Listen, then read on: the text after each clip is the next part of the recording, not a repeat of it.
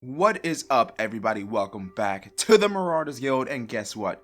We are here Friday, meaning it is time for another edition of Mando Recap. Today, we're taking a look at Chapter 13, The Jedi. And my friends, it's just hitting off. Episode after episode so far has been exactly what we're looking for.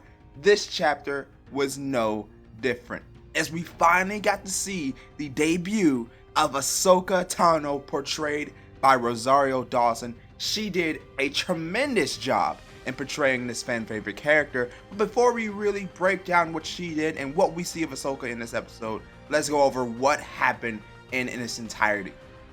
So this episode starts off with a look at Ahsoka on the planet of Corvus. She is at this city that is basically under an iron hand by this magistrate.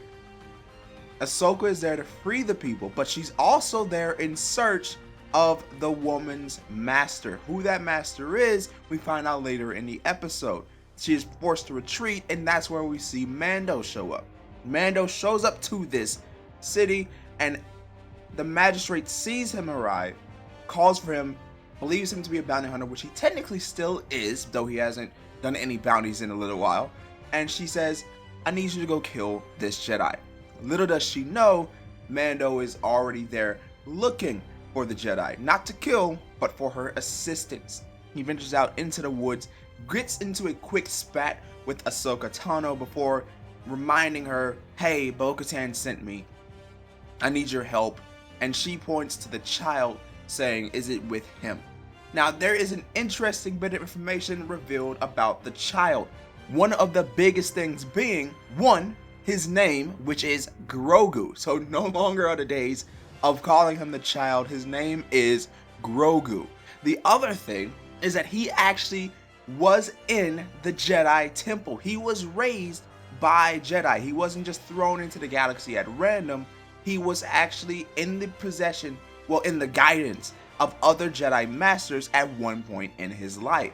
Now, when Order 66 happened and the Galactic Empire rose in the ashes of the Republic, he was hidden away. He became lonely, and wasn't until Mando found him that he found some kind of happiness and joy, and has attached himself to Mando.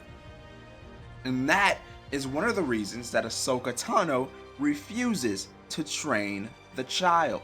We'll talk about that, but let's get right back to the recap of this episode. Now, following this moment where we would get this revealed about the child, Ahsoka, like I said, refuses to train him. She says she cannot. He has an attachment to Mando, and training somebody who has such attachments is dangerous. She's of course referencing what happened to Anakin Skywalker and his fall into becoming Darth Vader. But Mando says, hey, she wanted me to kill you. The magistrate hired me to kill you. If I help you, you have to help me. You have to train Grogu. Ahsoka agrees, and they free the village. And it's really cool, this whole sequence. We see HK-37 droids again. We see some really great shootouts, some great moments from Ahsoka Tano. And let me just say, they nailed her fighting style in this live action portrayal.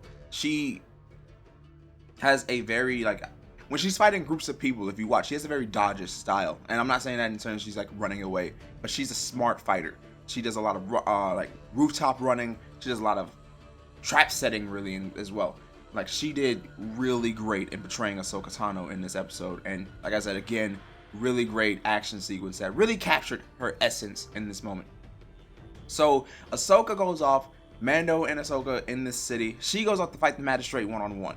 And this is where you get a big hint to another story that Ahsoka Tano is involved in, and that is the hunt for Ezra Bridger. Now, if you are a fan of Star Wars Rebels, and you already know what this is, but if you haven't seen Rebels and you plan on watching, I'm going to give you guys a second to fast forward ahead, because these are going to be some spoilers for Star Wars Rebels, particularly Season 4.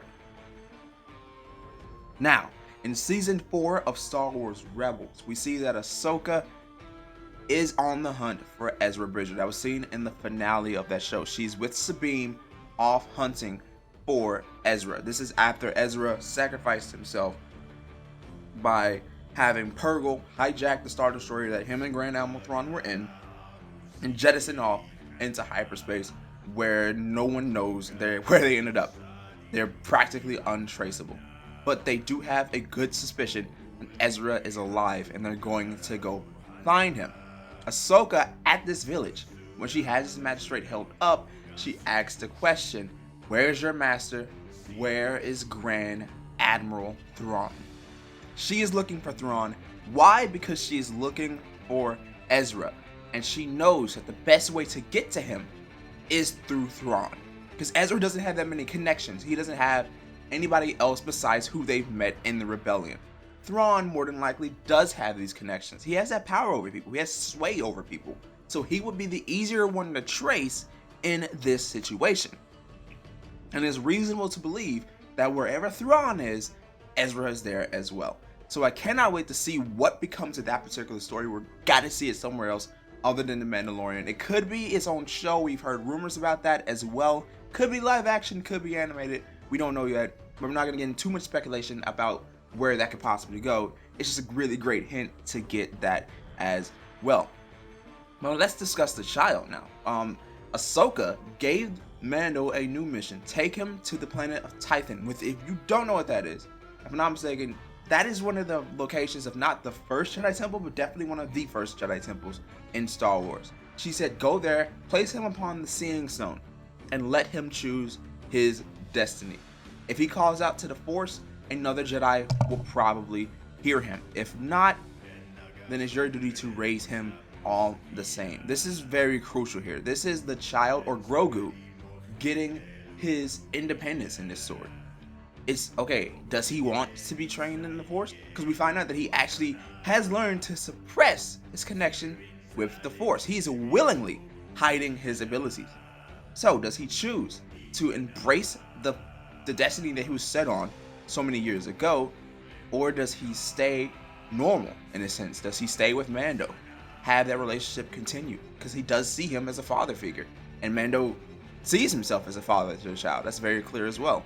So just the fact that this is the moment that Grogu is faced with a very adult decision for somebody like him to say, okay, do I want to continue down the path of being a possible Jedi, or do I stay with the first person I consider to be family in so many years?